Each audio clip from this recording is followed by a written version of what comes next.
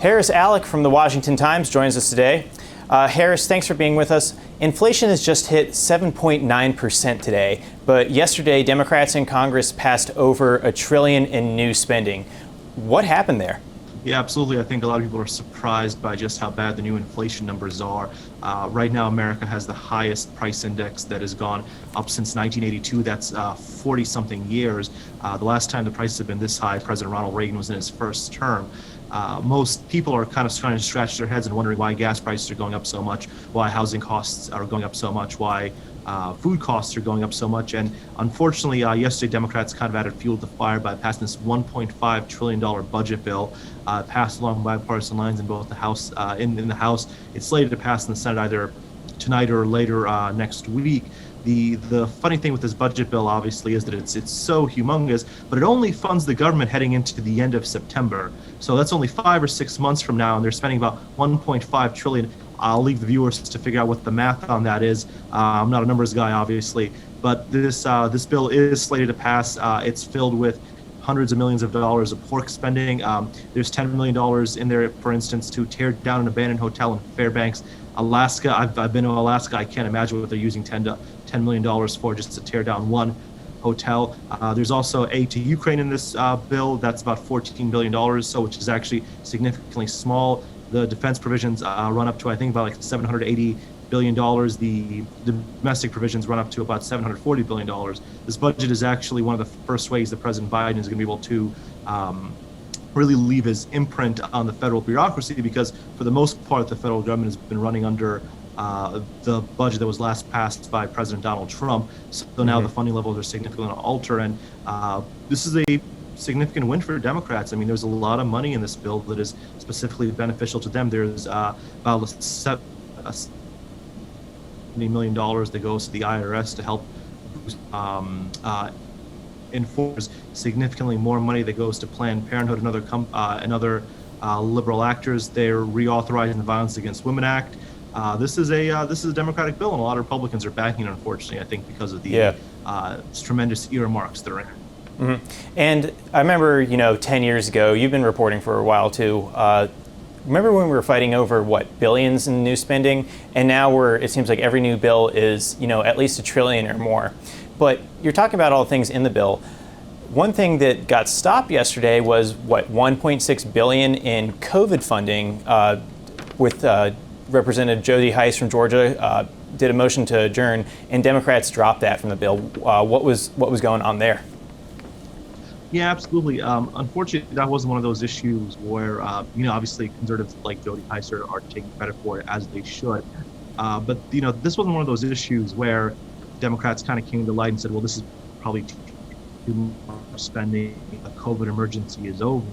They were upset because a lot of the money that was going to be off, like billion for sites, was actually coming from money that was going to be cut back from the states. The trillions of dollars of coronavirus relief funding that have gone since March 2020, portions that were going to get offset and brought back and used to fund dollar allocations. And a lot of Democrats, especially those in the Midwest, lost their mind over this, because they said, well, there are states like Florida that haven't spent their coronavirus relief money, and then there are states like Michigan and Wisconsin, run by Democratic governors, that have spent most of their money.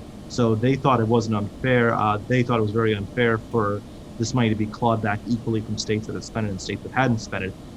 Republicans are very, very smart to be able to essentially drive a pick in between Democrats and pull this money out by forcing Speaker Pelosi to cave to progressive liberals. But this money is essentially going to come back in some other form.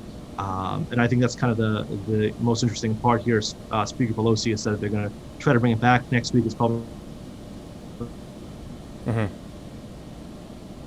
a win for fiscal conservatism. It's good the money's not being spent, but new money, this money that was supposed to have already come back to the federal government because a lot of states haven't spent it. And this money is essentially going to go unspent anyway for the next few months until the next budget bill comes around and they try to claw it back again. So what about spending, defense spending here? If Democrats were serious about appropriating or spending new money for Ukraine, seeing as it's an emergency there, why are they playing political games with that kind of spending and attaching it to this big bill here? Why can't that be a separate bill? Absolutely. Well, I think that's what a lot of Republicans were pushing for earlier this year. They say, well, it doesn't necessarily make sense to be spending all of this money and attaching it to a $1.5 trillion budget. It's only $15 billion the Ukrainians are requesting. Why can't we pass that money on our own and just be done with them and figure out a broader budget deal in the future? Democrats, however, were not willing to let a crisis go to waste. They saw this as their best opportunity to pass that massive budget that President Biden has been hoping to do since he's come into office, because this budget allows him to leave his imprint on federal bureaucracy. He gets to set the funding levels for programs in all these different agencies and departments. He gets to ensure how many programs get what. So, for instance, in HUD and the Department of Transportation, funding levels for expanding highways are going to be significantly smaller than funding levels to allow urban areas and suburban areas to expand public transportation. But that obviously is in line with what the president's climate goals are. Under the Trump era budget, most of those funding lines were significantly equal. So Democrats really took the Ukraine budget and they said, well, we have a 50-50 Senate. We've got a very, very narrow control of the House. We want to get a budget done. We want President Biden to be able to push his policies through the spending mechanisms in place. And the best way that we're going to do it is we're going to ensure that we can get 10 Republicans to support this by attaching Ukraine aid. And Ukraine aid, again, it was only $15 billion.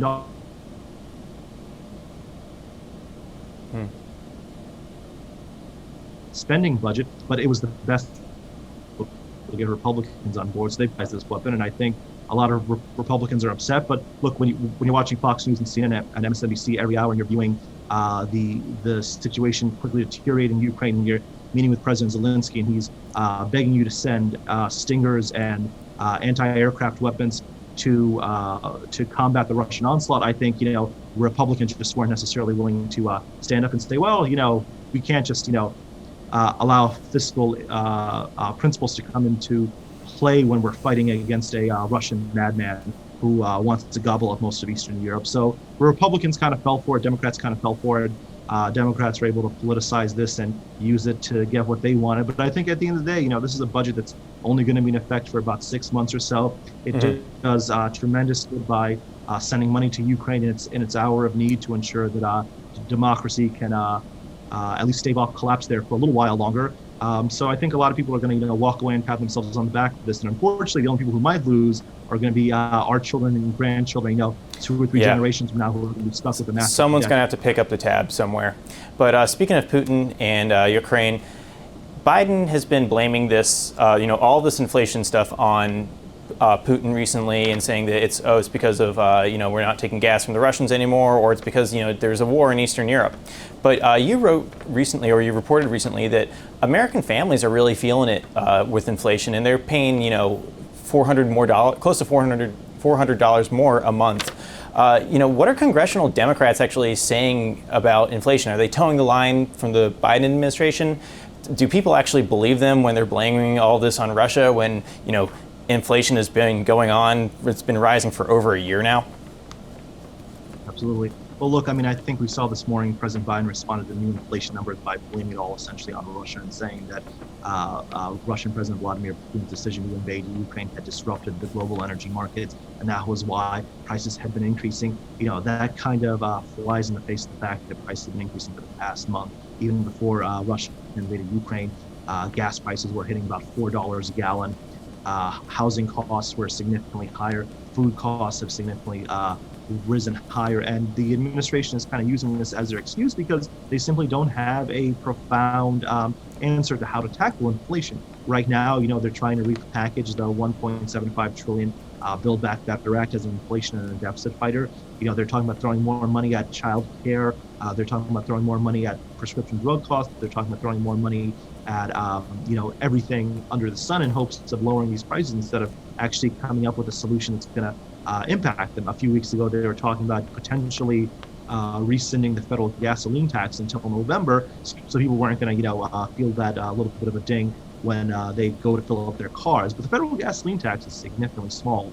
Yeah. And a lot of economists right now are saying, well, if you throw more money at child care, if you throw more money at prescription drugs, if you throw more money at this, you're not necessarily dealing with the issues that rose prices in the first place. You're just throwing more money at goods that aren't necessarily available, and that's going to be significantly more problematic, and it could actually end up exacerbating inflation. Obviously, the administration doesn't want to deal with that because it's in their political interest to spend more money on programs like climate change, on social welfare programs, because that's something they've been pushing for the past decade, and something that they kind of are pivoting to now. And I think the real goal here is going to be whether or not Senator Joe Manchin, who's somewhat of a fiscal moderate, is going to buy into this proposal. He's one of the only Democrats out there actually talking about the issues with spending. One of the only ones in the Senate there.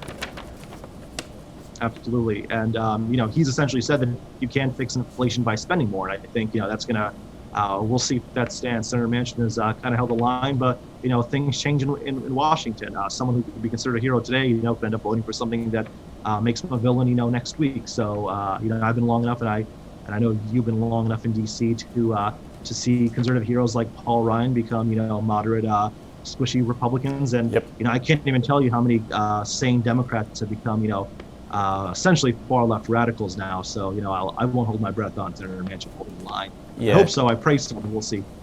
Definitely unfortunate to see, and it seems like their Democrats are just spending more money and really ignoring the problem. But Harris, thanks for coming on. We'll have you on again soon. Always a pleasure. Thanks so much. Thank you.